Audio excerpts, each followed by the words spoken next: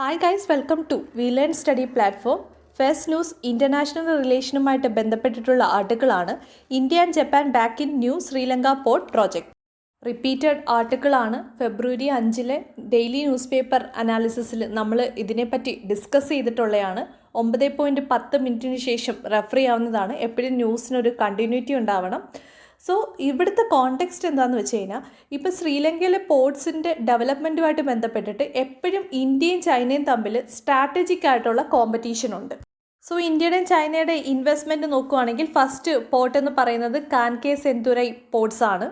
2004 സുനാമിയും ഒപ്പം തന്നെ ശ്രീലങ്കയിലെ നോർത്ത് പ്രൊവിൻസിലുള്ള സിവിൽ വാറിനും ശേഷം ഈ ഒരു പോർട്ട് ഡാമേജ്ഡ് ആയിട്ട് കിടക്കുമായിരുന്നു. ഈ പോർട്ടിനെ റീബിൽറ്റ് ചെയ്തെടുത്തത് ഇന്ത്യയാണ്. അപ്പോൾ ഇന്ത്യ റീബിൽറ്റ് ചെയ്തെടുത്ത ശ്രീലങ്കൻ പോർട്ടാണ് കാൻകെ സെന്തുരൈ. സെക്കൻഡ്, നമുക്കറിയാവുന്ന പോർട്ട് തന്നെയാണ് കൊളംബോ പോർട്ട്. ഈ ഒരു പോർട്ടിലെ മേജർ ഇൻവെസ്റ്റർ എന്ന് പറയുന്നത് ചൈനയാണ്. അവിടെ ഒരുപാട് കോറിഡോർസും ടെർമിനൽസും ചൈന കൺസ്ട്രക്റ്റ് ചെയ്തിട്ടുണ്ട്. നെക്സ്റ്റ് പോർട്ട് എന്ന് വെച്ച് കഴിഞ്ഞാൽ ട്രിങ്കോമലൈ പോർട്ടാണ്. ഈ പോർട്ടിൽ ഇന്ത്യയുടെയും ചൈനയുടെയും ഇൻവെസ്റ്റ്മെൻ്റ് ഉണ്ട്. റീസെൻ്റ് ആയിട്ട് ഇന്ത്യയുടെ ആക്ടിവിറ്റീസ് എന്താണെന്ന് വെച്ച് കഴിഞ്ഞാൽ ഈ ട്രിങ്കോമലയിലുള്ള ഓയിൽ ടാങ്ക് ഫാംസിനെ മെയിൻറ്റെയിൻ ചെയ്യുന്നത് ഇന്ത്യയാണ്. നെക്സ്റ്റ്, ശ്രീലങ്കയുടെ സൗത്ത് റീജിയനിലുള്ള ഹമ്പൻതോട്ട പോർട്ടാണ്. ഈ പോർട്ട് എന്ന് പറഞ്ഞു കഴിഞ്ഞാൽ ചൈനയുടെ ഒരു സ്ട്രാറ്റജിക് ഡിസൈൻ തന്നെയാണ്. അപ്പോൾ ഈ ഒരു പോർട്ടിലൂടെ ഡെവലപ്മെൻറ്റ് ആകുമ്പോഴേക്കും കറക്റ്റ് കവർ ചെയ്ത് ഇന്ത്യയെ എൻസർക്കിൾ ചെയ്യാൻ ചൈനയ്ക്ക് സാധിക്കും. ഇനി Colombo international terminal port construct ചെയ്യുന്നത് ചൈനയാണ്. ഇനി ഈസ്റ്റ് കണ്ടെയ്നർ ടെർമിനൽ പോർട്ടുണ്ട്. ഇത് ഇന്ത്യയും ജപ്പാനും കൂടി ജോയിൻ്റ്ലി ചേർന്നിട്ട് നിർമ്മിക്കാനിരുന്നൊരു ടെർമിനലായിരുന്നു. അപ്പം ശ്രീലങ്കയും ഇന്ത്യയും ജപ്പാനും കൂടിയായിരുന്നു ഈസ്റ്റേൺ കണ്ടെയ്നർ ടെർമിനൽ പോർട്ടുമായിട്ട് ബന്ധപ്പെട്ടിട്ടുള്ള എഗ്രിമെൻറ്റ് സൈൻ ചെയ്തത്. പക്ഷേ റീസെൻ്റ്ലി ശ്രീലങ്ക ഈ പ്രോജക്റ്റിൽ നിന്ന് പിന്മാറിയിട്ടുണ്ട്. സോ ഇതുമായി ബന്ധപ്പെട്ടിട്ട് ഈ ഈസ്റ്റ് കണ്ടെയ്നർ ടെർമിനൽ പ്രോജക്റ്റിൻ്റെ ക്യാൻസൽ ആയിട്ട് ബന്ധപ്പെട്ടിട്ടുള്ള ആർട്ടിക്കിളാണ് നമ്മൾ ഫെബ്രുവരി 5 ന്യൂസ് അനാലിസിസിൽ ഡിസ്കസ് ചെയ്തത്. അവിടെ പോയി റെഫർ ചെയ്യുക. ഇത് മാത്രമല്ല ക്യാൻസൽ ചെയ്തേക്കുന്നത്, നേരത്തെ പറഞ്ഞു നടക്കുന്ന ട്രിങ്കോമലൈ പോർട്ടിൽ അവിടുത്തെ ഓയിൽ ടാങ്ക് ഫാംസ് മെയിൻറ്റെയിൻ ചെയ്യുന്നത് ഇന്ത്യ ആയിരുന്നു. ഇതും ക്യാൻസൽ ചെയ്യാൻ ശ്രീലങ്കൻ ഗവൺമെൻറ് തീരുമാനിച്ചിട്ടുണ്ട്. ഒപ്പം തന്നെ ശ്രീലങ്കയിലെ ജാവ്ന പെനിൻസുലയിലുള്ള 3 ഐലൻഡിലെ റിന്യൂവബിൾ എനർജിയുമായി ബന്ധപ്പെട്ടിട്ടുള്ള പ്രോജക്റ്റ് ചൈനയ്ക്ക് ഹാൻഡ് ഓവർ ചെയ്യാനാണ് ഇന്ത്യ തീരുമാനിച്ചിരിക്കുന്നത്. ഈ 3 ഐലൻഡും ഇന്ത്യൻ കോസ്റ്റൽ റീജിയനുമായിട്ട് വളരെ അടുത്തുള്ള റീജിയൻസ് ആണ്. വീണ്ടും ചൈന എത്രത്തോളം നമ്മുടെ റീജിയൻ അല്ലെങ്കിൽ ബൗണ്ടറിയുമായിട്ട് അടുക്കുന്നു എന്നുള്ളതാണ് ഇത് കാണിക്കുന്നത്. എന്നാൽ ഓർക്കേണ്ട കാര്യം, മുമ്പ് നമ്മൾ പറഞ്ഞിട്ടുണ്ടായിരുന്നു, United nation human rights commission എന്താണ് തീരുമാനിച്ചേക്കുന്നത്, ശ്രീലങ്കയ്ക്കെതിരായിട്ട് ഹ്യൂമൻ റൈറ്റ് വയലേഷനുമായിട്ട് ബന്ധപ്പെട്ടിട്ടുള്ള ഡിസിഷൻസ് എടുക്കാൻ പോവുകയാണ്. കാരണം അവിടെ നടന്നിട്ടുള്ള സിവിൽ വാറിൻ്റെ ടൈമിൽ ഒരുപാട് ഹ്യൂമൻ റൈറ്റ് വയലേഷൻ നടന്നിട്ടുണ്ട്. അതിനുമായിട്ട് ബന്ധപ്പെട്ടിട്ടുള്ള ക്വസ്റ്റ്യനിങ്ങും കാര്യങ്ങളും ശ്രീലങ്കയ്ക്ക് നേരിടേണ്ടി വരും ഫ്രം UNHRC. ആ സമയത്ത് ഇന്ത്യയുടെ സപ്പോർട്ട് ശ്രീലങ്കയ്ക്ക് ആവശ്യമാണ്. അതുകൊണ്ട് തന്നെ ഈ ഈസ്റ്റ് കണ്ടെയ്നർ ടെർമിനലിന് പകരം വെസ്റ്റ് കണ്ടെയ്നർ ടെർമിനൽ തരാമെന്ന് പറഞ്ഞിട്ടുണ്ട്. പക്ഷേ കൂടുതൽ പേഴ്സൻറ്റേജും അല്ലെങ്കിൽ സ്റ്റേക്കും കൊടുത്തേക്കുന്നത് ജപ്പാനാണ് കമ്പയർ ടു ഇന്ത്യ. അതുകൊണ്ട് തന്നെ ഇന്ത്യ ഈ ഒരു വെസ്റ്റ് കണ്ടെയ്നർ ടെർമിനലുമായിട്ട് ബന്ധപ്പെട്ടുള്ള ഈ ഒരു പുതിയ പ്രപ്പോസൽ സ്വീകരിക്കുമോ ഇല്ലയോ എന്നുള്ളത് നമുക്കറിയില്ല. ഇനി ഈ വെസ്റ്റേൺ കണ്ടെയ്നർ ടെർമിനലുമായിട്ട് ബന്ധപ്പെട്ടിട്ട് എന്തെങ്കിലും തീരുമാനങ്ങൾ എടുക്കുകയാണെങ്കിൽ വരും ന്യൂസ് അനാലിസിസിൽ നമുക്കത് ഡിസ്കസ് ചെയ്യാം. Next article GS paper 2 polity related ആയിട്ടുള്ള ആർട്ടിക്കിളാണ്. LSTV RSTV new merge under banner of sensor TV. So context എന്താണെന്ന് വെച്ച് കഴിഞ്ഞാൽ, പാർലമെൻറ്റിലെ പ്രൊസീഡിങ്സ് നമുക്ക് ലൈവായിട്ട് ബ്രോഡ്കാസ്റ്റ് ചെയ്ത് കിട്ടും. TV കാണാം, യൂട്യൂബിൽ കാണാം. സോ അതിനു വേണ്ടി ചാനൽസ് ഉണ്ടെന്ന് നമുക്കറിയാം. സോ ഇതിൻ്റെ ഒരു ഹിസ്റ്ററി നോക്കുകയാണെങ്കിൽ, ഈ ഒരു പാർലമെൻറ്റിൻ്റെ പ്രൊസീഡിങ്സ് ലൈവായിട്ട് ബ്രോഡ്കാസ്റ്റ് ചെയ്യുന്നത് സ്റ്റാർട്ട് ചെയ്യുന്നത് 80കളിലാണ്. പ്രോപ്പർ ഡേറ്റ് പറയുകയാണെങ്കിൽ 1989 ആണ്. പക്ഷേ UPSC ചോദിക്കുന്ന സ്റ്റൈൽ എങ്ങനെയാണ്, സിൻസ് 1980 എന്ന് ചോദിച്ചു കഴിഞ്ഞാൽ അത് ശരിയാണ്. 80കളുടെ കാലഘട്ടത്തിലാണ് പാർലമെൻറ്റ് പ്രൊസീഡിങ്സ് ലൈവായിട്ട് ബ്രോഡ്കാസ്റ്റ് ചെയ്യാൻ തുടങ്ങിയത്. ആദ്യ കാലഘട്ടത്തിലൊക്കെ പ്രസിഡൻറ്റ് ജോയിൻറ്റ് സിറ്റിങ്ങിൽ വന്ന് അഡ്രസ്സ് ചെയ്യുന്നുണ്ട്. അതൊക്കെ ലൈവായിട്ട് ബ്രോഡ്കാസ്റ്റ് ചെയ്യുന്നത് ദൂരദർശൻ വഴിയായിരുന്നു. 1994 ആയപ്പോഴേക്കും റെഗുലറായിട്ട് ഇത് ബ്രോഡ്കാസ്റ്റ് ചെയ്യാൻ തുടങ്ങി. ഇപ്പം ക്വസ്റ്റ്യൻ അവറും അവിടുത്തെ ഓവറോൾ പ്രൊസീജിയേഴ്സൊക്കെ നമുക്ക് കാണാൻ പറ്റുമായിരുന്നു. അപ്പം ദൂരദർശനും DD ന്യൂസ് വഴിയായിരുന്നു നമ്മളിത് കണ്ടിരുന്നത്. ഒരുപാട് വർഷം അവർ തന്നെയായിരുന്നു ഇത് ബ്രോഡ്കാസ്റ്റ് ചെയ്തിരുന്നത്. 2006 എന്ത് ചെയ്തത്, ഇതിനു വേണ്ടി ഒരു ഡെഡിക്കേറ്റഡ് ആയിട്ട് ഒരു ചാനൽ സെറ്റപ്പ് ചെയ്തത്. അങ്ങനെയാണ് 2006 ലോകസഭ TV വന്നത്. അപ്പോൾ ലോകസഭയിലെ പ്രൊസീജിയേഴ്സ് എല്ലാം നമുക്ക് ലോകസഭ TV കാണാം. 2011 രാജ്യസഭ TV ശരിക്കും സെറ്റപ്പ് ചെയ്തത്. അതിനുശേഷം ഈ 2 ചാനൽസും ഒരുമിച്ച് മെർജ് ചെയ്യാനുള്ള തീരുമാനങ്ങൾ പ്രൊപ്പോസ് ചെയ്തിരുന്നു. അതിനുവേണ്ടി ക്രിയേറ്റ് ചെയ്തിട്ടുള്ള കമ്മിറ്റിയാണ് സൂര്യപ്രകാശ് കമ്മിറ്റി എന്ന് പറയുന്നത്. ഈ സൂര്യപ്രകാശ് കമ്മിറ്റിയുടെ ഹെഡ് എന്ന് പറയുന്നത് സൂര്യപ്രകാശാണ്. അദ്ദേഹം പ്രസാർ ഭാരതിയുടെ ഫോമർ ഹെഡായിരുന്നു. പ്രസാർ ഭാരതി എന്താണെന്ന് വെച്ച് കഴിഞ്ഞാൽ മിനിസ്ട്രി ഓഫ് ഇൻഫോർമേഷൻ ആൻഡ് ബ്രോഡ്കാസ്റ്റിൻ്റെ ഏർലിയർ മീഡിയ യൂണിറ്റ്സ് ആയിരുന്നു all India radio, Doordarshan, television network. ഇതെല്ലാം ഈ ഒരു മിനിസ്ട്രിയുടെ അണ്ടറിൽ വരുന്ന മീഡിയ യൂണിറ്റ്സ് ആയിരുന്നു. ഇതിനെല്ലാം കൂടി ഒരുമിച്ച് ചേർത്തിട്ട് ഒറ്റ ഒരു ഏജൻസിയുടെ അണ്ടറിലാക്കി. ആ ഏജൻസിയുടെ പേരാണ്, അല്ലെങ്കിൽ പബ്ലിക് ബ്രോഡ്കാസ്റ്റിംഗ് ഏജൻസിയുടെ പേരാണ് പ്രസാർ ഭാരതി എന്ന് പറയുന്നത്. ഇതിൻ്റെ ഹെഡ് ക്വാർട്ടേഴ്സ് ന്യൂഡൽഹിയിലാണ്. ഇത് മിനിസ്ട്രി ഓഫ് ഇൻഫോർമേഷൻ ആൻഡ് ബ്രോഡ്കാസ്റ്റിൻ്റെ അണ്ടറിലാണ് വരുന്നത്. അപ്പോൾ ഈ ഏജൻസി ആയിരിക്കും ഈ എല്ലാ മീഡിയ യൂണിറ്റ്സിനെയും റെഗുലേറ്റ് ചെയ്യുന്നത്. പ്രസാർ ഭാരതിയുടെ ഹെഡായിരുന്ന സൂര്യപ്രകാശ് ആണ് ഈ ഒരു പ്രൊപ്പോസലുമായിട്ട് വന്നത്. ആ കമ്മിറ്റിയുടെ റെക്കമെൻഡേഷൻ പ്രകാരമാണ് ലോകസഭ TVയും രാജ്യസഭ TVയും ഒരുമിച്ച് ചേർത്തിട്ട് പുതിയ ഒറ്റയൊരു ചാനലാക്കി മാറ്റുവാണ്. ആ ചാനലിൻ്റെ പേരാണ് sunset TV. Next article GS paper 3 security related ആർട്ടിക്കിളാണ്. Army to induct 6000 new light machine guns front line for troops. Context എന്താണെന്ന് വെച്ച് കഴിഞ്ഞാൽ ഇന്ത്യൻ ആർമിയിലേക്ക് 6000 new light machine guns induct ചെയ്തിട്ടുണ്ട്. അപ്പം ഈ ഗൺ എവിടെ നിന്നാണ് നമ്മൾ പ്രൊക്യൂർ ചെയ്തതെന്ന് വെച്ച് കഴിഞ്ഞാൽ ഇസ്രായേലിൽ നിന്നാണ്. ഈ ഗണ്ണിൻ്റെ പേരെന്ന് വെച്ച് കഴിഞ്ഞാൽ നെഗേവ് എന്നാണ്. നെഗേവ് ലൈറ്റ് മെഷീൻ ഗൺസ് നമ്മളിത് ഇസ്രായേലിൽ നിന്നാണ് പ്രൊക്യൂർ ചെയ്തേക്കുന്നത്. അപ്പം ഈ ഒരു മെഷീൻ ഗൺസ് ഡെവലപ്പ് ചെയ്തത് ഇസ്രായേൽസ് വെപ്പൺ ഇൻഡസ്ട്രിയാണ്. സോ പ്രിലിംസ് പോയിന്റ് ഓഫ് വ്യൂവിൽ ഓർക്കേണ്ട കാര്യം, നെഗേവ് എന്ന് പറഞ്ഞു കഴിഞ്ഞാൽ ലൈറ്റ് മെഷീൻ ഗണ്ണാണ്. ഇത് ഇസ്രായേൽ ഡെവലപ്പ് ചെയ്തിട്ടുള്ള ഗണ്ണാണ്. Next article GS paper 3 environment and ecology related ആർട്ടിക്കിളാണ്. Himalayan serow spotted in Assam.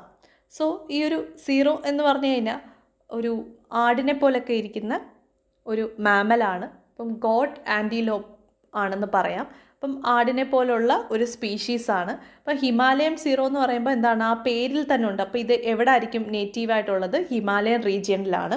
ഈ ഒരു ന്യൂസിൽ 2 ഇമേജസ് കൊടുത്തിട്ടുണ്ട്. അപ്പോൾ ആ ഒരു വലിയ ഇമേജ് എന്ന് പറഞ്ഞു കഴിഞ്ഞാൽ ലാൻഡിൽ അല്ലെങ്കിൽ താഴെ ഹിമാലയൻ റീജിയൻ എന്ന് പറയുമ്പോൾ മലനിരകളാണ്. അപ്പോൾ ലാൻഡിൽ കാണപ്പെടുന്ന, താഴ്വരയിൽ കാണപ്പെടുന്ന സീറോനെ നമ്മൾ മെയിൻലാൻഡ് സീറോ എന്നാണ് പറയുന്നത്. അപ്പം ഹയർ ആൾട്ടിറ്റ്യൂഡിൽ കാണപ്പെടുന്നതാണ് ഹിമാലയൻ സീറോ എന്ന് പറയുന്നത്. ഏകദേശം സീ ലെവലിൽ നിന്ന് 2000-4000 മീറ്റർ ഉയരെയാണ് ഇവരെ കാണപ്പെടുന്നത്. ഇവിടെയാണ് ഇവർ താമസിക്കുന്നത്. ഇതിൻ്റെ IUCN സ്റ്റാറ്റസ് വൾണറബിൾ ആണ്. ഒപ്പം തന്നെ സൈറ്റ്സിലെ അപ്പൻഡിക്സ് 1 ഇതിനെ ഉൾപ്പെടുത്തിയേക്കുന്നത്. Next article GS paper 2 international റിലേഷനുമായിട്ട് ബന്ധപ്പെട്ടിട്ടുള്ള ആർട്ടിക്കിളാണ്. Pakistan has given pension to terrorist. Context എന്താണെന്ന് വെച്ച് കഴിഞ്ഞാൽ UNHRC, united nation human rights commission, ഇതിൽ റൈറ്റ് ഓഫ് റിപ്ലൈ ഉണ്ട്. അതായത് മറുപടി പറയാനുള്ള അവകാശം. അതിൽ ഇന്ത്യ ടാർഗറ്റ് ചെയ്തത് പാകിസ്ഥാനെയാണ്. പാകിസ്ഥാൻ കൺസിസ്റ്റൻ്റ് ആയിട്ട് ടെററിസത്തിന് വേണ്ടിയുള്ള സ്പോൺസർഷിപ്പ് നടത്തുന്നുണ്ടെന്നും ഒപ്പം തന്നെ അവിടുത്തെ ഹ്യൂമൻ റൈറ്റ് വയലേഷൻസും റിലീജിയസ് ആക്ടിവിറ്റീസുമാണ് ഇന്ത്യ ഹൈലൈറ്റ് ചെയ്തത്. ഇന്ത്യ ഇങ്ങനെയാണ് പറഞ്ഞത്: Kashmir is an inalienable part of Indian territory and Pakistan organisation has no locus standi to raise matters related to the region in international platform. അതായത് ഇൻഏലിയനബിൾ പാർട്ട് എന്ന് വെച്ച് കഴിഞ്ഞാൽ മാറ്റാൻ കഴിയാത്ത, ഇന്ത്യൻ ടെറിട്ടറിയിൽ നിന്ന് മാറ്റാൻ കഴിയാത്ത ഒരു റീജിയനാണ് കാശ്മീർ എന്ന് പറയുന്നത്. ഒപ്പം തന്നെ ലോക്കസ് സ്റ്റാൻഡേ എന്ന് പറഞ്ഞു കഴിഞ്ഞാൽ പൊസിഷനാണ്. അപ്പോൾ ഈ ഒരു റീജിയനിൽ എന്താണ്, പാകിസ്ഥാന് നിൽക്കാൻ പോലും അവകാശമില്ല. ഒപ്പം തന്നെ പറഞ്ഞേക്കുന്നത് ഈ മാറ്റേഴ്സുമായി ബന്ധപ്പെട്ടിട്ട് എപ്പോഴും പാകിസ്ഥാൻ എന്താ ചെയ്യുന്നത്, പാകിസ്ഥാൻ റിപ്പീറ്റഡ് ആയിട്ട് ചെയ്യുന്നതാണ്, എപ്പോഴും കാശ്മീർ ഡിസ്പ്യൂട്ട് ഇൻ്റർനാഷണലൈസ് ചെയ്യും. അതായത് ഏത് ഇൻ്റർനാഷണൽ പ്ലാറ്റ്ഫോം കിട്ടിയാലും കാശ്മീർ ഇഷ്യൂ ആണ് പാകിസ്ഥാൻ റേസ് ചെയ്യുന്നത്. അതുകൊണ്ട് തന്നെ അത്തരത്തിലുള്ള പൊസിഷൻ എടുക്കാൻ, ഈ റീജിയനുമായി ബന്ധപ്പെട്ടിട്ടുള്ള പൊസിഷൻസും കാര്യങ്ങളും എടുക്കാൻ പാകിസ്ഥാന് അവകാശമില്ലെന്നും ഇന്ത്യ UNHRCയിൽ വീണ്ടും ആവർത്തിച്ചു പറഞ്ഞു. ഒപ്പം തന്നെ ഇന്ത്യ ഹൈലൈറ്റ് ചെയ്തിട്ടുള്ള മറ്റു കാര്യങ്ങൾ എന്താണെന്ന് വെച്ച് കഴിഞ്ഞാൽ പാകിസ്ഥാൻ റിട്ടയർഡ് ആയിട്ടുള്ള ടെററിസ്റ്റിന് പെൻഷൻ കൊടുക്കുന്നുണ്ട്. ഒപ്പം തന്നെ അവിടുത്തെ റിലീജിയസ് മൈനോറിറ്റീസ് ആയിട്ടുള്ള ഹിന്ദുസ്, ഒപ്പം തന്നെ ക്രിസ്ത്യൻസ്, കാരണം അവിടുത്തെ മെജോറിറ്റി മുസ്ലിംസ് ആണ്. അപ്പോൾ ഈ മൈനോറിറ്റീസിന് ഒരുപാട് ഇഷ്യൂസ് ഉണ്ട്, ഒരുപാട് ഹ്യൂമൻ റൈറ്റ് വയലേഷൻ നടക്കുന്നുണ്ട്. ഇതും ഇന്ത്യ ക്വസ്റ്റ്യൻ ചെയ്യുന്നുണ്ട്. ഒപ്പം തന്നെ എത്നിക് മൈനോറിറ്റീസ് പറ്റിയും ഇന്ത്യ അവിടെ പറയുന്നുണ്ടായിരുന്നു. മൈനോറിറ്റീസ് ആയിട്ടുള്ള അഹമ്മദിയാസ്, ഷിയാസ്, പഷ്തൂൺസ്, സിന്ധീസ്, ബലോച്ച്, അപ്പോൾ ഇവരെല്ലാവരെയും പറ്റിയും പറയുന്നുണ്ട്. കാരണം അവിടെ മതനിന്ദാ നിയമങ്ങളുണ്ട്. അപ്പോൾ ഇതുമായി ബന്ധപ്പെട്ടിട്ട് വളരെയധികം സഫർ ചെയ്യുന്നത് ഈ മൈനോറിറ്റീസാണ്. അപ്പോൾ ഈ കാര്യങ്ങളും UNHRCയിൽ ഇന്ത്യ ഹൈലൈറ്റ് ചെയ്ത് സംസാരിച്ചിട്ടുണ്ട്. അപ്പോൾ ഈ ഒരു ആർട്ടിക്കിളിൽ ഒരുപാട് എത്നിക് മൈനോറിറ്റീസിനെ പറ്റി പറഞ്ഞിട്ടുണ്ട്. ഈ ന്യൂസിൽ തന്നെ കൊടുത്തിട്ടുണ്ട്. ഒന്നും കൂടി പറയാം: Ahmadiyyas, Shias, Pashtuns, Sindhis, Baloch people. Next article GS paper 3 security related article ആണ്. Alert helps foil plan to hack power systems in Telangana. March 2 ഇന്നലെ ഡെയിലി ന്യൂസ് പേപ്പർ അനാലിസിസിൽ നമ്മൾ ഡിസ്കസ് ചെയ്തിട്ടുള്ളതാണ് സൈബർ അറ്റാക്ക് ഫ്രം ചൈന. ഏകദേശം ഒരു 18.16 മിനിറ്റിന് ശേഷം നിങ്ങൾക്ക് റെഫർ ചെയ്യാം. അതിൻ്റെ കണ്ടിന്യൂഷനാണ് ഈ ആർട്ടിക്കിൾ. കോണ്ടെക്സ്റ്റ് എന്താണെന്ന് വെച്ച് കഴിഞ്ഞാൽ സൈബർ സെക്യൂരിറ്റിയുമായി ബന്ധപ്പെട്ടിട്ട് നമുക്ക് എല്ലാ അലേർട്ടും തരാനായിട്ടൊരു ഇൻസ്റ്റിറ്റ്യൂഷനുണ്ട്. ഈ ഇൻസ്റ്റിറ്റ്യൂഷൻ എന്ന് പറഞ്ഞു കഴിഞ്ഞാൽ ministry of electronics and information ടെക്നോളജിയുടെ അണ്ടറിൽ വരുന്ന ഒരു ഇൻസ്റ്റിറ്റ്യൂട്ടാണ്. ഈ ഇൻസ്റ്റിറ്റ്യൂട്ട് IT ആക്ടിൻ്റെ അണ്ടറിലാണ് സെറ്റപ്പ് ചെയ്തത്. ഈ ഇൻസ്റ്റിറ്റ്യൂട്ടിൻ്റെ പേരാണ് CERT-IN എന്ന് പറഞ്ഞു കഴിഞ്ഞാൽ കമ്പ്യൂട്ടർ എമർജൻസി റെസ്പോൺസ് ടീം. ഇതൊരു സിവിലിയൻ ഇൻസ്റ്റിറ്റ്യൂഷനാണ്. അപ്പം ഈ ഒരു സൈബർ അറ്റാക്കുമായി ബന്ധപ്പെട്ടിട്ട് മോണിറ്റർ ചെയ്യുക, ഇതിനായിട്ട് ബന്ധപ്പെട്ടിട്ടുള്ള എല്ലാ സർവേലൻസും നടത്തുന്നത് CERT-IN ആണ്. ഒപ്പം തന്നെ സ്റ്റേക്ക് ഹോൾഡേഴ്സ് ഉണ്ടല്ലോ, അവർക്ക് എല്ലാവർക്കും വേണ്ടിയുള്ള അലേർട്ട് ഇഷ്യൂ ചെയ്യുന്നതും CERT-IN ആണ്. CERT-IN എന്ന് പറയുമ്പം computer emergency response team India. അപ്പം എന്താ സംഭവിച്ചതെന്ന് വെച്ച് കഴിഞ്ഞാൽ തെലങ്കാനയിലെ പവർ ഡിസ്ട്രിബ്യൂഷൻ കമ്പനിക്ക് CERT-IN ഒരു അലേർട്ട് മെസ്സേജ് കൊടുത്തിട്ടുണ്ടായിരുന്നു. ഇതിൻ്റെ ഭാഗമായിട്ട് അവരെന്ത് ചെയ്തു എന്ന് വെച്ച് കഴിഞ്ഞാൽ ഈ സൈബർ അറ്റാക്കിനെ അവിടുത്തെ തെലങ്കാനയിലെ പവർ ഗ്രിഡും പവർ ട്രാൻസ്മിഷൻ ലൈനിലും എതിരായിട്ട് വന്നിട്ടുള്ള സൈബർ അറ്റാക്കിനെ അവർക്ക് കൗണ്ടർ ചെയ്യാൻ പറ്റി. കാരണം എന്താണ്, നേരത്തെ തന്നെ CERT-IN എന്ത് ചെയ്തിട്ടുണ്ട്, അലേർട്ട് മെസ്സേജ് അവർക്ക് കൊടുത്തിട്ടുണ്ട്. ഇതാണ് കോണ്ടെക്സ്റ്റ്. ഈ ഒരു പവർ സിസ്റ്റം അല്ലെങ്കിൽ power grid, power transmission lines എന്നൊക്കെ പറഞ്ഞു കഴിഞ്ഞാൽ ക്രിട്ടിക്കൽ ഇൻഫ്രാസ്ട്രക്ചറാണ്. എന്താണ് ഈ ക്രിട്ടിക്കൽ ഇൻഫ്രാസ്ട്രക്ചർ എന്ന് പറഞ്ഞാൽ? ഒരു രാജ്യത്തിൻ്റെ ബാക്ക് ബോൺ. അതായത് ഇപ്പം airport, banking system, railway, finance, power plant, power grid, പിന്നെ പവർ പ്ലാന്റ്സ് എന്ന് പറയുമ്പോൾ തെർമലും ന്യൂക്ലിയർ എനർജിയും വരും. അതുപോലെ തന്നെ defence, space, atomic sectors, sensitive departments, ministries. അപ്പോൾ ഇതെല്ലാം നമ്മൾ എന്ത് പറയും, ക്രിട്ടിക്കൽ ഇൻഫ്രാസ്ട്രക്ചർ എന്ന് പറയും. അതായത് ഈ ഇൻഫ്രാസ്ട്രക്ചറിന് എന്തെങ്കിലും പ്രശ്നം വന്നു കഴിഞ്ഞാൽ മറ്റ് സിസ്റ്റത്തിനെ അത് ബാധിക്കും. സോ ഈ ഒരു ക്രിട്ടിക്കൽ ഇൻഫ്രാസ്ട്രക്ചറിലുള്ള ഡേറ്റാസിനെ എന്തെന്ന് പറയും, ക്രിട്ടിക്കൽ ഇൻഫോർമേഷൻ ഇൻഫ്രാസ്ട്രക്ചർ എന്നാണ് പറയുന്നത്. അപ്പോൾ ഈ ഇങ്ങനെ സൈബർ അറ്റാക്ക് കൊണ്ട് എന്താ സംഭവിക്കുന്നത് വെച്ച് കഴിഞ്ഞാൽ ഇവർക്ക് വേണമെങ്കിൽ ഒരു എയർപോർട്ട് ഷട്ട് ഡൗൺ ചെയ്യാൻ പറ്റും, അല്ലെങ്കിൽ റെയിൽവേ ആക്സിഡൻറ്റ്സ് ക്രിയേറ്റ് ചെയ്യാൻ പറ്റും, പവർ പ്ലാന്റ്സ് ഡിസ്ട്രോയ് ചെയ്യുക. ഇത്തരത്തിലുള്ള കാര്യങ്ങളൊക്കെ സൈബർ അറ്റാക്ക് വഴി മാനേജ് ചെയ്യാൻ പറ്റും. So national cyber security policy 2013 recommendation പ്രകാരം ഈ CERT-IN അണ്ടറിൽ ഒരു പുതിയ ഇൻസ്റ്റിറ്റ്യൂട്ട് രൂപീകരിച്ചിട്ടുണ്ടായിരുന്നു. ആ ഇൻസ്റ്റിറ്റ്യൂട്ടിൻ്റെ പേരാണ് NCCC, അതായത് നാഷണൽ സൈബർ കോർഡിനേഷൻ സെൻറ്റർ. ഇതിൻ്റെ എയിം എന്താണെന്ന് വെച്ച് കഴിഞ്ഞാൽ ഈ സ്റ്റേക്ക് ഹോൾഡേഴ്സ് ഉണ്ട്. സ്റ്റേക്ക് ഹോൾഡേഴ്സ് എന്ന് വെച്ച് കഴിഞ്ഞാൽ security agencies, intelligent agencies, armed force, private sectors. അപ്പോൾ ഇവരെ എല്ലാവരെയും എന്ത് ചെയ്യുക, CERT-IN കമ്മ്യൂണിക്കേറ്റ് ചെയ്യാനുള്ള വഴി തെളിച്ചു കൊടുക്കുക. അതായത് ഒരു കോർഡിനേഷൻ ക്രിയേറ്റ് ചെയ്യാൻ വേണ്ടിയാണ് ഈ നാഷണൽ സൈബർ കോർഡിനേഷൻ സെൻറ്റർ രൂപീകരിച്ചത്. എന്ന് പറഞ്ഞു കഴിഞ്ഞാൽ നമുക്കൊരു ടെക്നിക്കൽ ഇൻ്റലിജൻസ് വിങ് ഉണ്ട്. ഈ വിങ്ങിൻ്റെ പേര് NTRO എന്നായിരുന്നു. ഈ NTRO മുമ്പ് റോഡ് അണ്ടറിലായിരുന്നു, research and analysis wing RAW അണ്ടറിലായിരുന്നു NTRO. ഇപ്പം അതെന്ത് ചെയ്തു എന്ന് വെച്ച് കഴിഞ്ഞാൽ ഡയറക്റ്റ് ആയിട്ട് നാഷണൽ സെക്യൂരിറ്റി അഡ്വൈസറിൻ്റെ അണ്ടറിലാണ് ഇപ്പം NTRO വർക്ക് ചെയ്യുന്നത്. അപ്പോൾ ഓർക്കേണ്ട കാര്യം, പ്രിലിംസ് പോയിന്റ് ഓഫ് വ്യൂവിൽ ഓർക്കേണ്ട കാര്യം, മുമ്പ് NTRO എന്താണ്, റോഡ് അണ്ടറിലായിരുന്നു. ഇപ്പോൾ എന്താണ്, നാഷണൽ സെക്യൂരിറ്റി അഡ്വൈസറിൻ്റെ ഡയറക്റ്റ് കൺട്രോളിലാണ് NTRO. അപ്പോൾ ഈ ഒരു NTROയുടെ അണ്ടറിൽ എന്താണ്, പുതിയൊരു ഇൻസ്റ്റിറ്റ്യൂട്ട് സെറ്റപ്പ് ചെയ്തിട്ടുണ്ട്. ഈ ഇൻസ്റ്റിറ്റ്യൂട്ടിൻ്റെ പേരാണ് NCIIPC. NCIIPC എന്താണെന്ന് വെച്ച് കഴിഞ്ഞാൽ national critical information infrastructure protection centre. ഒപ്പം തന്നെ നമുക്കൊരു മിലിറ്ററി ഇൻസ്റ്റിറ്റ്യൂഷൻ സൈബർ സെക്യൂരിറ്റിയുമായി ബന്ധപ്പെട്ടിട്ട് വേണം എന്ന് പറഞ്ഞു. അതിനുവേണ്ടി ഒരു കമ്മിറ്റി രൂപീകരിച്ചിട്ടുണ്ടായിരുന്നു, നരേഷ് ചന്ദ്ര കമ്മിറ്റി. ഈ കമ്മിറ്റിയുടെ റെക്കമെൻഡേഷൻ ഒരുപാട് ഡിലേ ആയിരുന്നു. കാരണം ഗവൺമെൻറ് ഓഫ് ഇന്ത്യ ഒരുപാട് ടൈം എടുത്തു ഇംപ്ലിമെൻറ്റ് ചെയ്യാൻ. അവസാനം 2018 ഒരു മിലിറ്ററി ഇൻസ്റ്റിറ്റ്യൂഷൻ രൂപീകരിച്ചു. ആ ഇൻസ്റ്റിറ്റ്യൂഷൻ്റെ പേരാണ് ഡിഫൻസ് സൈബർ ഏജൻസി. ഇത് സൈബർ അറ്റാക്കിനെ മാത്രമല്ല നോക്കുന്നത്, ഇന്നലെ നമ്മൾ ന്യൂസിൽ പറഞ്ഞ പോലെ ഒഫെൻസീവായിട്ടുള്ള വാർഫെയറും നടത്തും. Next article GS paper 2 international റിലേഷനുമായിട്ട് ബന്ധപ്പെട്ടിട്ടുള്ള ആർട്ടിക്കിളാണ്. Recalibrating relations with European union. ഇന്ത്യയുടെ ലാർജസ്റ്റ് ട്രേഡിംഗ് പാർട്ട്ണറാണ് European union, especially western Europe. ഒരുപാട് ഇന്ത്യൻ പ്രോഡക്ട്സിൻ്റെ എക്സ്പോർട്ട് ഡെസ്റ്റിനേഷൻ എന്ന് പറയുന്നത് യൂറോപ്യൻ യൂണിയനാണ്. ഇപ്പോൾ ഒരു രാജ്യമായിട്ട് നടത്തുന്ന ട്രേഡ് എഗ്രിമെൻറ്റിന് നമ്മൾ ഫ്രീ ട്രേഡ് എഗ്രിമെൻ്റ് ആണെന്ന് പറയുന്നത്. അപ്പോൾ യൂറോപ്യൻ യൂണിയനുമായിട്ട് ഇന്ത്യയുടെ എഗ്രിമെൻ്റാണ് അല്ലെങ്കിൽ ഫ്രീ ട്രേഡ് എഗ്രിമെൻ്റാണ് BTIA എന്ന് പറയുന്നത്. BTIA എന്ന് വെച്ച് കഴിഞ്ഞാൽ broad based trade investment agreement. ഇത് സൈൻ ചെയ്തത് 2007 ഇതിൻ്റെ നെഗോസിയേഷൻ ഇതുവരെ കംപ്ലീറ്റ് ആയിട്ടില്ല, ഇതുവരെ ഫൈനലൈസ് ചെയ്തിട്ടില്ല. അതുകൊണ്ട് ഈ ആർട്ടിക്കിൾ പറയുന്നതെന്ന് വെച്ച് കഴിഞ്ഞാൽ എന്താണ്, റീകാലിബ്രേറ്റ് ചെയ്യുക, യൂറോപ്യൻ യൂണിയനുമായിട്ടുള്ള റിലേഷൻ ഒന്നും കൂടി റീകാലിബ്രേറ്റ് ചെയ്യുക, ഒന്നും കൂടി ഊട്ടി ഉറപ്പിക്കുക എന്നാണ് ഈ ആർട്ടിക്കിൾ പറയുന്നത്. നമുക്കറിയാം ആത്മനിർഭർ ഭാരത് സ്കീമുണ്ട്. അതിൻ്റെ ലക്ഷ്യം എന്താണ്? ഫോറിൻ സപ്ലൈ ചെയിൻ അല്ലെങ്കിൽ ഫോറിൻ കൺട്രീസുമായിട്ട് ഇപ്പം ഇമ്പോർട്ട് കുറയ്ക്കുക, ഇവിടുത്തെ ഡൊമസ്റ്റിക് പ്ലെയേഴ്സിനെ പൊക്കിക്കൊണ്ടുവരിക. പക്ഷേ നമുക്ക് എക്സ്പോർട്ട് ഇല്ലെങ്കിൽ നമുക്ക് പിടിച്ചു നിൽക്കാൻ പറ്റത്തില്ല. അതായത് നമ്മുടെ മാനുഫാക്ചറിങ് സ്ട്രക്ചർ ആണെങ്കിൽ ഇപ്പം ഡൊമസ്റ്റിക് ആയിട്ടുള്ള പ്ലെയേഴ്സിനെ പൊക്കിക്കൊണ്ട് വരുമ്പോൾ അവർ ഒരുപാട് പ്രോഡക്ട്സ് ഡെവലപ്പ് ചെയ്യുന്നുണ്ട്, ഇത് വാങ്ങാൻ ആൾ വേണ്ടേ? അപ്പോൾ ഈ ഒരു മാനുഫാക്ചറിങ് സെക്ടേഴ്സിനെ സ്ട്രെങ്തൻ ചെയ്യണമെങ്കിൽ നമുക്ക് യൂറോപ്യൻ യൂണിയൻ വേണം.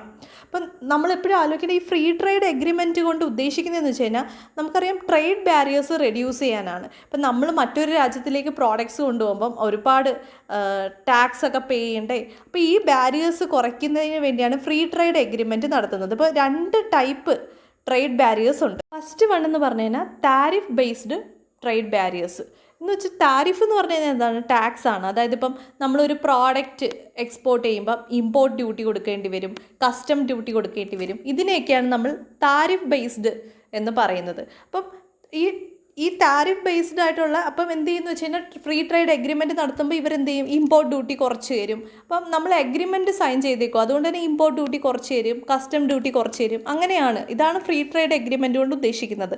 പിന്നെ നോൺ താരിഫ് ബാരിയേഴ്സ് ഉണ്ട്. നോൺ താരിഫ് ബാരിയേഴ്സ് എന്ന് വെച്ച് കഴിഞ്ഞാൽ നേരത്തെ ടാക്സ് ബേസ്ഡ് ആണെങ്കിൽ ഇത് ടാക്സ് ബേസ്ഡ് അല്ല. ഇപ്പോൾ എക്സാമ്പിളായിട്ട് പറഞ്ഞു കഴിഞ്ഞാൽ ഇപ്പം ഇന്ത്യയിൽ നിന്ന് ഒരുപാട് സ്റ്റുഡൻസ് അല്ലെങ്കിൽ ഒരുപാട് ആൾക്കാർ ജോലിക്ക് വേണ്ടിയൊക്കെ ഇപ്പം ട്രേഡ് എഗ്രിമെൻറ്റ് നടത്തുന്ന രാജ്യത്തോട്ട് പോയി കഴിഞ്ഞാൽ ഇമിഗ്രേഷൻ പോളിസി ഉണ്ട്. അപ്പോൾ ഈ ഒരു പോളിസീസൊക്കെ ഒന്ന് റെഡ്യൂസ് ചെയ്ത് മയപ്പെടുത്തി തരും. അതുപോലെ തന്നെ കണക്ടിവിറ്റീസൊക്കെ ഓപ്പൺ ചെയ്ത് തരും. ഒപ്പം ഇൻഫ്രാസ്ട്രക്ചേഴ്സ്, ഇത്തരത്തിലുള്ള കാര്യങ്ങൾ, ഇൻവെസ്റ്റ്മെൻറ്റ്സ്. അപ്പോൾ ഇത്തരത്തിലുള്ള കാര്യങ്ങളെയാണ് നോൺ താരിഫ് ബാരിയേഴ്സ് എന്ന് പറയുന്നത്. സിംപ്ലി ഫ്രീ ട്രേഡ് എഗ്രിമെൻറ്റ് എന്താണ് പ്രൊമോട്ട് ചെയ്യുന്നത്? Free movement of goods and services. ഒപ്പം തന്നെ ഇവിടെ ഇൻവെസ്റ്റ്മെൻറ്റ്, അതുപോലെ തന്നെ ഗുഡ്സും സർവീസസും മാത്രമല്ല ആളുകളെയും എന്ത് ചെയ്യും, ഇമിഗ്രേഷൻ പോളിസി എന്ന് പറയുമ്പോൾ ജനങ്ങൾക്ക് അങ്ങോട്ടും ഇങ്ങോട്ടും പോകാനുള്ള കണക്ടിവിറ്റി അതും പ്രൊമോട്ട് ചെയ്യുന്നുണ്ട്. എന്നാൽ ഇന്ത്യ എപ്പോഴൊക്കെ ഫ്രീ ട്രേഡ് എഗ്രിമെൻറ്റ് നടത്തിയാലും ഇന്ത്യക്കാണ് എപ്പോഴും കഷ്ടപ്പാട് അനുഭവിക്കേണ്ടി വരുന്നത്. അതിൻ്റെയൊക്കെ എക്സാമ്പിളാണ് ഇപ്പം ഇന്ത്യ RCEP നെഗോസിയേഷനിൽ നിന്ന് വിട്ടുമാറിയത്. അതിൻ്റെ കാരണം എന്ന് വെച്ച് കഴിഞ്ഞാൽ ഇപ്പം മുമ്പ് ASEAN കൺട്രീസുമായി ബന്ധപ്പെട്ടിട്ട് എന്ത് ചെയ്തു എന്ന് വെച്ച് കഴിഞ്ഞാൽ India free trade agreement sign ചെയ്തു. ASEAN കൺട്രീസുമായിട്ട് ഫ്രീ ട്രേഡ് എഗ്രിമെൻറ്റ് സൈൻ ചെയ്തു. അപ്പോൾ സൗത്ത് ഈസ്റ്റ് ഏഷ്യൻ കൺട്രീസുമായിട്ട് ബന്ധപ്പെട്ടിട്ടുള്ളതാണ് ASEAN എന്ന് പറയുന്നത്. അപ്പോൾ എന്താ ഇതിൻ്റെ ബലമെന്ന് വെച്ച് കഴിഞ്ഞാൽ ഈ സൗത്ത് ഈസ്റ്റ് ഏഷ്യൻ കൺട്രീസിൽ നിന്നുള്ള ഒരുപാട് ചീപ്പർ പ്രോഡക്ട്സ് ഇന്ത്യയിലേക്ക് എന്ത് ചെയ്തു, ഇമ്പോർട്ട് ചെയ്യാൻ തുടങ്ങി. ഇപ്പം എക്സാമ്പിളായിട്ട് പറഞ്ഞു കഴിഞ്ഞാൽ ഇപ്പോൾ വിയറ്റ്നാമിൽ നിന്ന് ചീഫ് കോഫി പ്രോഡക്ട്സ് വന്നു. അപ്പോൾ അത് ഏറ്റവും കൂടുതൽ ബാധിച്ചത് കർണാടകയിലെ കോഫി ഇൻഡസ്ട്രീസിനെയാണ്. അതുപോലെ തന്നെ ഇപ്പം തായ്ലൻഡിൽ നിന്നും ഇന്തോനേഷ്യയിൽ നിന്നുമൊക്കെ കോക്കനട്ട് പ്രോഡക്ട്സ് വരാൻ തുടങ്ങി. അപ്പോൾ കേരളത്തിലെ കോക്കനട്ട് ഇൻഡസ്ട്രിയാണ് ഇത് ബാധിച്ചത്. അതായത് ഇപ്പം RCEP നെഗോസിയേഷന് ഒരു 1 സൈഡഡ് ആയിട്ടുള്ള ട്രേഡ് എഗ്രിമെൻ്റ് ആയിരുന്നു. അതായത് ഒരു രാജ്യത്ത് നിന്ന് ചീപ്പ് ഇമ്പോർട്ട് എത്തിക്കുക. അപ്പം എഗ്രിമെൻറ്റ് നടത്തുമ്പോൾ ആ രാജ്യത്തിൽ നിന്ന് എന്ത് ചെയ്യും, ഒരുപാട് പ്രോഡക്ട്സ് നമ്മൾ ഇങ്ങോട്ട് ഇമ്പോർട്ട് ചെയ്യേണ്ടി വരും. കാരണം നമ്മൾ trade barriers, customs duty, import ഡ്യൂട്ടിയൊക്കെ കുറച്ച് കൊടുക്കുകയാണ്. അപ്പോൾ അവിടെ നിന്ന് ഒരുപാട് പ്രോഡക്ട്സ് നമ്മുടെ രാജ്യത്തേക്ക് ഒഴുകും. അപ്പോൾ ഏറ്റവും കൂടുതൽ സഫർ ചെയ്യുന്നത് ആരാണ്? ഡൊമസ്റ്റിക് ഇൻഡസ്ട്രീസാണ്.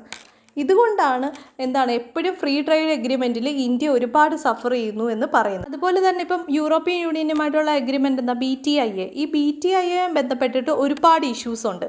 ഇപ്പം യൂറോപ്യൻ യൂണിയനുമായിട്ട് ട്രേഡ് എഗ്രിമെൻറ്റ് നടത്തുമ്പോൾ യൂറോപ്യൻ യൂണിയൻ ആവശ്യപ്പെടുന്നതെന്ന് വെച്ച് കഴിഞ്ഞാൽ ഇന്ത്യൻ മാർക്കറ്റ് കൂടുതൽ അവർക്ക് ആക്സസ് ചെയ്യാൻ പറ്റണം. അതായത് ടെക്നോളജി ആണെങ്കിലും ഫൈനാൻസ് ആണെങ്കിലും അഗ്രികൾച്ചർ ആണെങ്കിലും മാനുഫാക്ചറിങ് ഇൻഡസ്ട്രീസ് ആണെങ്കിലും ഇതൊക്കെ അവർക്ക് അക്സസ് ചെയ്യാനുള്ള അവസരം കൊടുക്കണം. അപ്പോൾ ഏറ്റവും കൂടുതൽ അഡ്വാൻറ്റേജ് കിട്ടുന്ന ആർക്കാണ്? യൂറോപ്യൻ യൂണിയനാണ്. അപ്പോൾ നമ്മൾ എന്ത് ചെയ്യും? ഇവർക്ക് വേണ്ടി ടാരിഫ് ബാരിയേഴ്സ് കുറച്ച് കൊടുക്കേണ്ടി വരും. അപ്പോൾ എന്ത് ചെയ്യും? യൂറോപ്യൻ യൂണിയനിലെ പ്രോഡക്റ്റ്സ് എല്ലാം ഇവിടെ വരും. ഇവിടെ വന്നു കഴിഞ്ഞാൽ ഇന്ത്യയിലെ പ്രോഡക്ട്സിന് അവരുടെ സ്റ്റാൻഡേർഡ് ഒത്ത് പിടിച്ചു നിൽക്കാൻ പറ്റുമോ? അതുമില്ല. ഇതാണ് ഫസ്റ്റ് കൺസേൺ എന്ന് പറയുന്നത്. നെക്സ്റ്റ് ഇഷ്യൂ എന്ന് വെച്ച് കഴിഞ്ഞാൽ യൂറോപ്യൻ യൂണിയൻ എന്ന് പറഞ്ഞു കഴിഞ്ഞാൽ ഒരു ഡെവലപ്ഡ് കൺട്രിയാണ്. ഇന്ത്യ എന്ന് പറയുമ്പോൾ ഡെവലപ്പിംഗ് നേഷനാണ്. അപ്പോൾ ഒരു ഡെവലപ്ഡ് കൺട്രിയും തമ്മിൽ ട്രേഡ് റിലേഷൻഷിപ്പ് നടത്തുമ്പം ഡെവലപ്ഡ് കൺട്രി എപ്പോഴും എക്സ്പെക്റ്റ് ചെയ്യുന്നതെന്ന് വെച്ച് കഴിഞ്ഞാൽ ഹൈ സ്റ്റാൻഡേർഡ് ആയിരിക്കും. അപ്പോൾ ഇന്ത്യൻ പ്രോഡക്ട്സിൽ നിന്ന് അവർ നല്ല intellectual property rights, environmental laws, labour standards, hygiene measures ഇതെല്ലാം ചോദിച്ചിട്ടായിരിക്കും ഹൈ സ്റ്റാൻഡേർഡ് പ്രോഡക്റ്റ്സ് ആയിരിക്കും അവർ എക്സ്പെക്റ്റ് ചെയ്യുന്നത്. ഇതൊരു സോഷ്യോ എക്കണോമിക് ഇഷ്യൂസ് തന്നെയായിരിക്കും ക്രിയേറ്റ് ചെയ്യുന്നത്. കാരണം നമ്മൾ ഡെവലപ്പിംഗ് കൺട്രീസാണ്. അതാണ് ഒന്നാമത്തെ ഇഷ്യൂസ്. എന്നാൽ ഡെവലപ്പിംഗ് ആയിട്ടുള്ള രാജ്യങ്ങൾ ഡെവലപ്ഡ് കൺട്രിയിൽ നിന്ന് ട്രേഡ് എഗ്രിമെൻറ്റ് വഴി എക്സ്പെക്റ്റ് ചെയ്യുന്നത് എന്താണെന്ന് വെച്ച് കഴിഞ്ഞാൽ ഇൻവെസ്റ്റ്മെൻറ്റ് തന്നെ ആയിരിക്കും. കാരണം അവരെ കമ്പയർ ചെയ്യുമ്പോൾ നമ്മൾ ഏറ്റവും കൂടുതൽ ആഗ്രഹിക്കുന്നത് നമ്മുടെ രാജ്യത്ത് അവർ വന്ന് ഇൻവെസ്റ്റ്മെൻറ്റ് നടത്തുക, ഒപ്പം തന്നെ ഇമിഗ്രേഷൻ ലോസ് കുറച്ചും കൂടി കുറയ്ക്കുക. ഇതൊക്കെ ആയിരിക്കും നമ്മൾ എക്സ്പെക്റ്റ് ചെയ്യുന്നത്. മറ്റൊരു കാര്യം എടുത്ത് പറയേണ്ടത് GSP പ്രോഗ്രാമാണ്. യൂറോപ്യൻ യൂണിയനിലെ GSP program, generalised system preference. അപ്പോൾ ഇതിൽ ഏറ്റവും കൂടുതൽ ബെനിഫിറ്റ്സ് കിട്ടുന്നത് ഇന്ത്യക്കാണ്. ഇതെന്താണെന്ന് വെച്ച് കഴിഞ്ഞാൽ ഈ GSP എന്താണെന്ന് വെച്ച് കഴിഞ്ഞാൽ ഇപ്പം ഡെവലപ്പിംഗ് കൺട്രീസും അണ്ടർ ഡെവലപ്ഡ് കൺട്രീസിൽ നിന്നും വരുന്ന പ്രോഡക്ട്സുകൾ എടുക്കും. എന്നിട്ട് ഇതിനൊരു കാറ്റഗറി കൊടുക്കും. അപ്പോൾ ഈ ഒരു കാറ്റഗറിയിൽ ചില കാറ്റഗറിയിലുള്ള പ്രോഡക്ട്സിന് കുറച്ചും കൂടി പ്രിഫറൻസ് കൊടുക്കും. അപ്പോൾ കൂടുതലും ഇന്ത്യയുടെ 37% എക്സ്പോർട്ടിനും GSP പ്രോഗ്രാമിൻ്റെ ബെനിഫിറ്റ്സ് കിട്ടുന്നുണ്ട്. എസ്പെഷ്യലി നമ്മുടെ engineering field, machinery, chemical sector, pharma sector ഇതെല്ലാം GSP ബെനിഫിറ്റ്സ് കിട്ടുന്ന സെക്ടേഴ്സാണ്. പക്ഷേ മേജർ ഇഷ്യൂ എന്താണെന്ന് വെച്ച് കഴിഞ്ഞാൽ ഇതിൽ GSP പ്രിഫറൻസ് പ്രോഗ്രാമിൽ മറ്റൊരു ഐറ്റം കൂടിയുണ്ട്. ആ ഐറ്റത്തിൻ്റെ പേരാണ് പ്രോഡക്റ്റ് ഗ്രാജുവേഷൻ എന്ന് പറയും. ഇപ്പം ഏതെങ്കിലും രാജ്യത്തിൻ്റെ ഈ ഒരു ഇമ്പോർട്ട് ബെനിഫിറ്റ്സ് ഉണ്ടല്ലോ, ആ ബെനിഫിറ്റ്സ് ഇപ്പം ഓവറോൾ കൺട്രീസിൻ്റെ ബെനിഫിറ്റ്സിൽ നിന്ന് കൂടുതലാണെങ്കിൽ, ഇപ്പോൾ ഒരുപാട് രാജ്യങ്ങളുണ്ടാവുമല്ലോ, ഈ രാജ്യങ്ങളുടെ എല്ലാ ബെനിഫിറ്റ്സിൻ്റെ ക്കാളും കൂടുതലാണെങ്കിൽ, അതായത് 17.5% എക്സീഡ് ചെയ്യുകയാണെങ്കിൽ, over A period of 3 year exceed ചെയ്യുകയാണെങ്കിൽ ആ പ്രോഡക്റ്റ്സ് എല്ലാം ഈ GSP ബെനിഫിറ്റിൽ നിന്ന് ഇവർ എടുത്തു കളയും. സോ നമ്മുടെ മേജർ ഇഷ്യൂ എന്താണെന്ന് വെച്ച് കഴിഞ്ഞാൽ നമ്മുടെ എല്ലാ പ്രോഡക്ട്സും ഇപ്പം പ്രോഡക്റ്റ് ഗ്രാജുവേഷനിലാണ്. നെക്സ്റ്റ് മേജർ ഇഷ്യൂ എന്ന് വെച്ച് കഴിഞ്ഞാൽ യൂറോപ്യൻ യൂണിയനിൽ നമ്മൾ മാത്രമല്ല എക്സ്പോർട്ട് നടത്തുന്നത്, മറ്റ് രാജ്യങ്ങളുമുണ്ട്, കോമ്പറ്റീഷൻസ് ഉണ്ട്. ഇപ്പം ബംഗ്ലാദേശ് എടുക്കുകയാണെങ്കിൽ ടെക്സ്റ്റൈൽസ് ഇൻഡസ്ട്രിയാണ് നമ്മുടെ മേജർ കോമ്പറ്റീഷൻ എന്ന് പറയുന്നത്. കാരണം അതൊന്നും പ്രോഡക്റ്റ് ഗ്രാജുവേഷൻ സെക്ടറിൽ വരുന്നില്ല. അപ്പോൾ നമ്മുടെ ടെക്സ്റ്റൈൽ ഇൻഡസ്ട്രി പ്രോഡക്റ്റ് ഗ്രാജുവേഷനിൽ വരികയും അവരുടേത് ഗ്രാജുവേഷനിൽ വരാതിരിക്കുകയും ചെയ്യുമ്പം അവരെന്ത് ചെയ്യും? അവരുടെ പ്രോഡക്ട്സ് കൂടുതൽ ബെനിഫിറ്റ് നേടും. ഒപ്പം തന്നെ വിയറ്റ്നാം റീസെൻ്റായിട്ട് യൂറോപ്യൻ യൂണിയനുമായിട്ട് ഫ്രീ ട്രേഡ് എഗ്രിമെൻറ്റ് കൺക്ലൂഡ് ചെയ്തിട്ടുണ്ട്. ഈവൻ ഇന്ത്യ ഇതുവരെ ഈ ഒരു സ്റ്റാർട്ട് ചെയ്തിട്ടുള്ള BTI നെഗോസിയേഷൻ കൺക്ലൂഡ് പോലും ചെയ്തിട്ടില്ല. ഒപ്പം തന്നെ ചൈന യൂറോപ്യൻ യൂണിയനിൽ റീസെൻ്റായിട്ട് ഇൻവെസ്റ്റ്മെൻറ്റുമായിട്ട് റിലേറ്റ് ചെയ്തിട്ടുള്ള എഗ്രിമെൻറ്റ് സൈൻ ചെയ്തിട്ടുണ്ട്. സോ നമുക്ക് ഇനി ഹൈ ടൈമാണ് എത്രയും പെട്ടെന്ന് യൂറോപ്യൻ യൂണിയനുമായിട്ട് ഫ്രീ ട്രേഡ് എഗ്രിമെൻറ്റ് നടത്തണം എന്നാണ് ഈ ആർട്ടിക്കിൾ പറയുന്നത്. Next article GS paper 2 international റിലേഷനുമായിട്ട് ബന്ധപ്പെട്ടിട്ടുള്ള ആർട്ടിക്കിളാണ് the anatomy of a spring ceasefire. ഇതൊരു റിപ്പീറ്റഡ് ആർട്ടിക്കിളാണ്. 26 ഫെബ്രുവരി ഡെയിലി ന്യൂസ് പേപ്പർ അനാലിസിസിൽ സ്റ്റാർട്ടിങ്ങിൽ തന്നെ ഇതിൻ്റെ ഒരു സീസ്ഫയർ എഗ്രിമെൻറ്റുമായി ബന്ധപ്പെട്ടിട്ടുള്ള ഹിസ്റ്ററി നമ്മൾ ഡിസ്കസ് ചെയ്തിട്ടുണ്ടായിരുന്നു. അതിൻ്റെ കണ്ടിന്യൂഷനാണിത്. ഇത് 18 വർഷങ്ങൾക്ക് ശേഷം 2003 സീസ്ഫയർ എഗ്രിമെൻറ്റിന് ശേഷം ഇന്ത്യയും പാകിസ്ഥാനും തമ്മിലുള്ള സീസ്ഫയർ എഗ്രിമെൻ്റാണിത് 2021. സോ രണ്ട് രാജ്യത്തെയും മിലിറ്ററി ഓപ്പറേഷൻ്റെ ഡയറക്ടർ ജനറൽ രണ്ടുപേരും കൂടി ചേർന്നിട്ടാണ് ഈ എഗ്രിമെൻറ്റ് സൈൻ ചെയ്തത്. So latest ceasefire agreement between India and Pakistan 2021 പറ്റിയാണ് ഈ ആർട്ടിക്കിൾ പറഞ്ഞേക്കുന്നത്. ഇതുമായി ബന്ധപ്പെട്ടിട്ടുള്ള ഹിസ്റ്ററി ഒക്കെ നമ്മൾ 26 ഫെബ്രുവരിയിലെ ന്യൂസിൽ പറഞ്ഞിട്ടുണ്ട്. That's it. Waiting for your valuable suggestions. Thank you for watching.